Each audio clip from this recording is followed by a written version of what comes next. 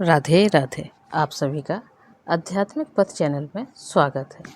आज पुरुषोत्तम मास महत्तम का अंतिम अध्याय 30 की कथा सुनिए।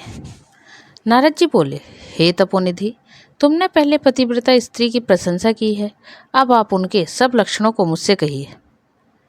सूत जी बोले, हे पृथ्वी के देवता ब्राह्मणों, इस प्रकार नारद मुनि के पूछने पर स्वयं प्राचीन मुनि नारायण ने पतिव्रता स्त्री के लक्षणों को कहा।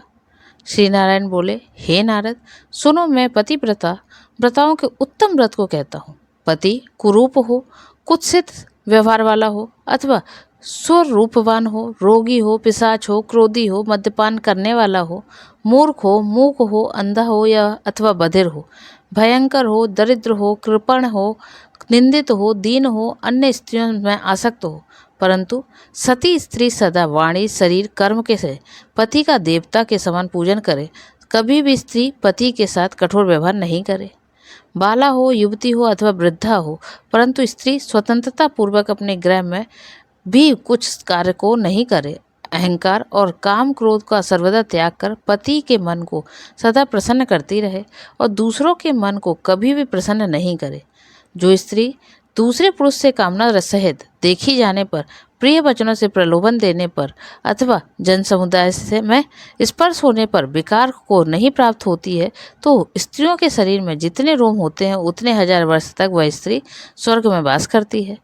दूसरे पुरुष के धन के लोभ देने पर जो स्त्री पर पुरुष का मन वचन कर्म में से सेवन नहीं करती है, वह स्त्री लोक में भूषण और सती कही गई है। दूती की प्रार्थना करने पर भी, बलपूर्वक पकड़ी जाने पर भी, वस्त्र आभूषण आदि से आच्छादित होने पर भी जो स्त्री अन्य पुरुष की सेवा नहीं करती, तो वह सती कही जाती है। जो दूसरों से देखी जाने पर नहीं देखती है और हंसाई जाने पर भी नहीं हंसती है, बात करने पर बोलती नहीं है, वह उत्तम लक्षण वाली पतिव्रता स्त्री है। रूप यौवन से युक्त और गाने नाचने में होशियार होने पर भी अपने अनुरूप पुरुष को देखकर विकार को नहीं प्राप्त होती है, वह स्त्री सती है। सुरूपवान, जवान, मनोहर, कामनियों का प्रिय ऐसे पर पुरुष से मिलने पर भी जो स्त्री इच्छा नहीं करती है, तो वह महासती कही गई है। पतिव्रताओं को पति के सिवाय दूसरा देवता मनुष्य गंधर्व को प्रिय नहीं होता है, इसलिए स्त्री अपने पति का प्रिय कभी नहीं करे। जो पति के भोजन करने पर भोजन करती है, दुखित होने पर दुखित होती है, प्रसन्न होने पर प्रसन्न होती है, परदेश जाने पर मैला वस्त्र को पहनती है, जो पति के सो जाने पर सोती है और पहले जागती है, पति के मरने पर अग्नि में प्रवेश करती है, जो दूसरों के चित्त से नहीं चाहती है, वह पतिव्रता स्त्री है। सास ससुर में भक्ति करती है और विशेष करके पति में भक्ति करती है, धर्म कार्य में अनुकूल रहती है, धन संचय में अनुकूल, गृह के कार्य में प्रतिदिन तत्पर रहने वाली, खेत से, वन से, ग्राम से पति के आने पर स्त्री उठकर आसन और जल देकर प्रसन्न करे, नित्य प्रसन्न मुख रहे, समय पर भोजन देवे, भोजन करते समय कभी भी खराब वाणी नहीं कहे, गृह में प्रधान स्त्री सदा आसन, भोजन, दान, संपन्न, सम्मान, प्रिय भाषण में तत्पर रहे, गृह के खर्च के लिए स्वामी ने जो धन दिया है उससे घर के कार्य को करके बुद्धिपूर्वक कुछ बचा लेवे, दान के लिए दिए हुए धन में से लोभ करके कुछ कोरक सर नहीं करे और बिना पति की आज्ञा के अपने बंधुओं को धन नहीं देवे, दूसरे के साथ बातचीत, असंतोष, दूसरे पुरुष के व्यवहार की बातचीत, अत्यंत हंसना, अत्यंत रोष और क्रोध को पतिव्रता स्त्री छोड़ देवे। पति जिस वस्तु का पान नहीं करता है, जिस वस्तु को खाता नहीं है, जिस वस्तु का भोजन नहीं करता है, उन सब वस्तुओं का पतिव्रता स्त्री त्याग करे। तेल लगाना, स्नान, शरीर में उपटन लगाना, दांतों की शुद्धि पतिव्रता स्त्री पति की प्रसन्नता के लिए करे। हे मुने, त्रेता युग में स्त्रियों को प्रति मास रजो दर्शन होता है, उस दिन से 3 दिन त्याग कर गृह कार्य के लिए शुद्ध होती है। प्रथम दिन चांडाली, दूसरे दिन ब्रह्मघातिनी और तीसरे दिन रजकी हुए, चतुर्थ दिन शुद्ध होती है। स्नान, शौच, गाना, रोदन, हंसना, सवारी पर चढ़ना, मालिश, स्त्रियों के साथ जुआ खेलना, चंदाना आदि लगाना, विशेष करके दिन में शयन, दातुन करना, मानसिक अथवा वाचिक मैथुन करना, देवता का पूजन करना, देवताओं को नमस्कार रजस्वला स्त्री नहीं करे। रजस्वला का स्पर्श और उसके साथ बातचीत नहीं करे। रजस्वला 3 रात तक अपने मुख को नहीं दिखाए। जब तक शुद्धि स्नान नहीं करे तब तक अपने वचनों को नहीं सुनावे। रजस्वला स्त्री स्नान कर दूसरे पुरुषों को नहीं देखे, सूर्य नारायण को देखे बाद पंचगव्य का पान करे। अपनी शुद्धि के लिए केवल पंचगव्य अथवा दूध का पान करे। श्रेष्ठ स्त्री कहे हुए नियम में स्थित रहे। यदि स्त्री गर्भवती हो जाए तो नियम में तत्पर रहे, वस्त्र आभूषण अलंकार आदि से अलंकृत रहे और पति के प्रिय करने पर यत्नपूर्वक तत्पर रहे, प्रसन्न मुख रहे, अपने धर्म में तत्पर रहे और शुद्ध रहे, अपनी रक्षा कर विभूषित रहे और वास्तु पूजन में तत्पर रहे। खराब स्त्रियों के साथ बातचीत ना करे, सूप की हवा शरीर में नहीं लगे, मृत वत्सा आदि का संसर्ग दूसरों के यहाँ भोजन गर्भवती स्त्री नहीं करे, भद्दी चीज को नहीं देखे, भयंकर कथा को नहीं सुने, गरिष्ठ और अत्यंत उष्ण भोजन नहीं करे और अजीर्ण ना हो ऐसा भोजन करे। इस विधि से रहने पर पतिव्रता स्त्री श्रेष्ठ पुत्र को प्राप्त करती है, अन्यथा गर्भ गिर जाए अथवा स्तंभन हो जाए। अपने गुणों से हीन दूसरी सौत को निंदा नहीं करे। ईर्ष्या राग से होने वाली मत्सरता आदि से के होने पर भी सौत स्त्री परस्पर में अप्रिय वचन नहीं कहे, दूसरे के नाम का गान ना करे और दूसरे की प्रशंसा नहीं करे। पति से दूर वास नहीं करे किंतु पति के समीप में वास करे और पति के कहे हुए स्थान में पृथ्वी पर पति के सामने मुख करके वास करे। स्वतंत्रता पूर्वक दिशाओं को न देखे और दूसरे पुरुष को नहीं देखे। विलास पूर्वक पति के मुख कमल को देखे। पति से कही जाने वाली कथा को आदर पूर्वक स्त्री श्रवण करे। पति के भाषण में के स्वयं स्त्री बातचीत नहीं करे। रात्रि में उत्कंठा स्त्री वाली स्त्री पति के बुलाने पर शीघ्र रति स्थान को जाए। पति के उत्साहपूर्वक गाने के समय स्त्री प्रसन्नचित्त में से श्रवण करे। गाए हुए पति को देखकर स्त्री आनंद में मग्न हो जावे। पति को के समीप व्यंग चित्त से व्याकुल हो नहीं बैठे। कलह के योग्य होने पर भी पति के साथ स्त्री कलह ना करे।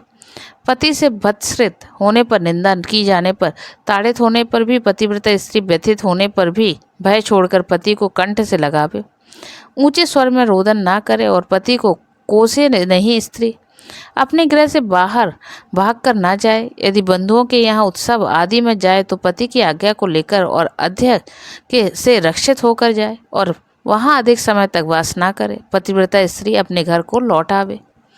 पति के विदेश यात्रा के समय अमंगल वचन को ना बोले, निषेध वचन से मना ना करे और उस समय रोदन ना करे। पति के देशांतर जाने पर नित्य उपटन ना लगावे और जीवन रक्षा के लिए स्त्री निंदित कर्म को ना करे। ससुर सास के पास शयन करे, अन्यत्र शयन ना करे और प्रतिदिन प्रत्योत्तर पूर्वक पति के समाचार की खोज लेती रहे। पति के कल्याण समाचार मिलने के लिए दूत को भेजे और प्रसिद्ध देवताओं के समीप मांगलिक याचना करे। पति के प्रदेश जाने पर पतिव्रता इस प्रकार के कार्यों को करे: अंगों को ना धोना, मलिन वस्त्र को धारण करना, तिलक ना लगाना, अंजन ना लगाना, सुगंधित पदार्थ माला आदि का त्याग, नख बाल का संस्कार ना करना, दांतों में मिस्सो आदि नहीं लगाना, ऊंचे स्वर में हंसना, दूसरों से हंसी, दूसरे की चाल व्यवहार का विशेष रूप से चिंतन करना, स्वच्छंद भ्रमण करना, दूसरे पुरुषों के अंगों का मर्दन करना, एक वस्त्र में घूमना, लज्जा रहित होकर चलना इत्यादि दोष स्त्रियों को अत्यंत दुख देने वाले कहे गए हैं। ग्रह के कार्यों को करके हरदी लेपन से और शुद्ध जल से शरीर को शुद्ध कर स्वच्छ श्रृंगार को करे। खिले हुए कमल के समान प्रसन्न मुख होकर पति के समीप जाए। स्त्री के इस व्यवहार से युक्त और मन वचन शरीर से युक्त स्त्री पति से बुलाई जाने पर ग्रह के कार्यों को छोड़कर शीघ्र पति के पास जाए और कहे कि हे स्वामिन, किस लिए बुलाया है, कृपा करके वह पूर्वक मत कहे। द्वार पर अधिक समय तक खड़ी ना होवे, द्वार का सेवन ना करे, स्वामी से मिली हुई चीज दूसरों को कभी ना देवे, पति से उच्छट मीठा अन्न फल आदि को यह महाप्रसाद से है यह कहकर निरंतर प्रसन्न रहे, सुख से सोए सुख से बैठे स्वेच्छा से रमण करते हुए और आतुर कार्य में पति को नहीं उठावे, अकेली कहीं ना जाए, नग्न होकर स्नान ना करे, पति से द्वेष करने वाली स्त्री को पतिव्रता ना समझे। उलूखल मूसल झाड़ू पत्थर यंत्र देहली पर पतिव्रता कहीं भी ना बैठे। तीर्थ में स्नान की इच्छा करने वाली स्त्री पति के चरण जल को पीवे। स्त्री के लिए शंकर से भी अथवा विष्णु भगवान से भी अधिक पति ही कहा गया है। जो स्त्री पति का वचन ना मानकर व्रत उपवास नियमों को करती है वह पति के आयुष का हरण करती है और मरने के बाद नरक को जाती है। किसी कार्य के लिए कही जाने पर जो स्त्री क्रोध पर पति के प्रति जवाब देती है वह ग्राम में कुतिया होती है और निर्जन वन में सियारिन होती है। स्त्रियों के लिए एक ही उत्तम नियम कहा गया है कि स्त्री सदा पति के चरणों का पूजन करके भोजन करे। जो स्त्री पति का त्याग कर अकेली मिठाई खाती है वह वृक्ष के खोंडरे में सोने वाली क्रूर उल्लू की होती है। जो स्त्री पति का त्याग कर अकेली एकांत में फिरती है वह ग्राम में सुकरुई होती है अथवा अपनी विष्ठा को खाने वाली गोह होती है। जो स्त्री पति को हुंकार कहकर अप्रिय वचन बोलती है वह मूक अवश्य होती है। जो अपनी सौत के साथ सदा ईर्ष्या करती है वह दूसरे जन्म में दुर्भागा होती है। जो स्त्री पति की दृष्टि बचाकर किसी दूसरे पुरुष को देखती है वह कानी होती है अथवा विमुखी और कुरूपा होती है। जो स्त्री पति को बाहर से आया हुआ देखकर जल्दी से जल, आसन, तांबूल, व्यंजन, पैर को दबाना आदि अत्यंत प्रिय वचनों से पति की सेवा करती है वह स्त्री पतिव्रताओं में शिरोरत्न के समान पंडितों में से कही गई है। पति देवता है, पति गुरु है, पति धर्म तीर्थ व्रत है, इसलिए सबका त्याग कर एक पति का ही पूजन करें। जिस तरह जीव के से हीन देह क्षण भर में अशुचि हो जाता है उसी प्रकार पति से हीन स्त्री अच्छी तरह स्नान करने पर भी सदा अपवित्र है। आशीर्वाद को देने वाली एक माता को छोड़कर दूसरी स्त्री इसके आशीर्वाद को भी सर्प के समान त्याग देवे। ब्राह्मण लोग विवाह के समय कन्या से इस प्रकार कहलाते हैं कि पति के जीवित तथा मृत दशा में सहचारिणी हो, इसलिए अपनी छाया के समान पति का अनुगमन करना चाहिए। इस प्रकार पतिव्रता स्त्री को भक्ति से सदा पति के अनुकूल होकर रहना चाहिए। जिस प्रकार सर्प को पकड़ने वाला बलपूर्वक बिल में सर्प को निकाल लेता है उसी प्रकार सती स्त्री यमदूतों से छुड़ाकर पति को स्वर्ग ले जाती है। यमराज के दूत दूर दूर से भी पतिव्रता स्त्री को देखकर पाप कर्म करने वाले भी उससे के पतित पति को छोड़कर भाग जाते हैं। जितनी अपने शरीर में रोम की संख्या उतने 10 कोटि वर्ष प्रयत्न पतिव्रता स्त्री पति के साथ रमण करती हुई स्वर्ग सुख को भोगती है।